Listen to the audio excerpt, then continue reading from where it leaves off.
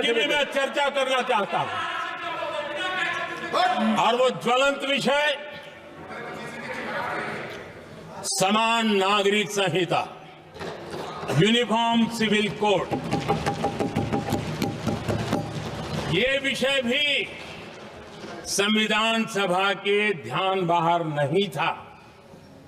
संविधान सभा ने यूनिफॉर्म सिविल कोड को लेकर के लंबी चर्चा की, गहन चर्चा की, और उन्होंने बहस के बाद निर्णय किया कि अच्छा होगा कि जो भी सरकार चुन करके आए वो उसका निर्णय करे और देश में यूनिफॉर्म सिविल कोड लागू करे। ये संविधान सभा का आदेश था। और बाबा साहब आंबेडकर ने कहा था, जो लोग संविधान को समझते नहीं है, देश को समझते नहीं है, सत्ता भूख सेवा कुछ पड़ा नहीं है, उनको पता नहीं है बाबा साहब ने क्या कहा था। बाबा साहब ने कहा था, धार्मिक आधार पर बने, ये मैं बाबा साहब की बात कर रहा हूं, इतना वीडियो कट करके घुमाना मत।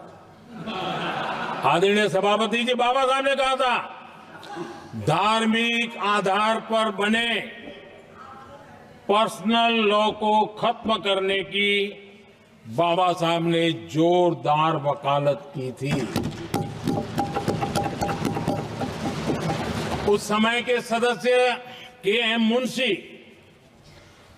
जी ने कहा था, समान नागरिक संहिता को राष्ट्र की एकता और आधुनिकता के लिए अनिवार्य बताया था। कमा मुंशी जी ने। सुप्रीम कोर्ट ने भी कई बार कहा है कि देश में यूनिफॉर्म सिविल कोड जल्द से जल्द लाना चाहिए। सरकारों को आदेश दिए हैं सुप्रीम कोर्ट ने।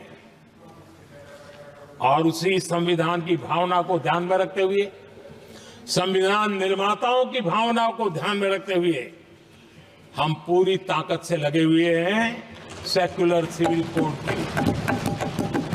और आज For exclusive and insightful videos, subscribe to our new channel ABP Live Premium.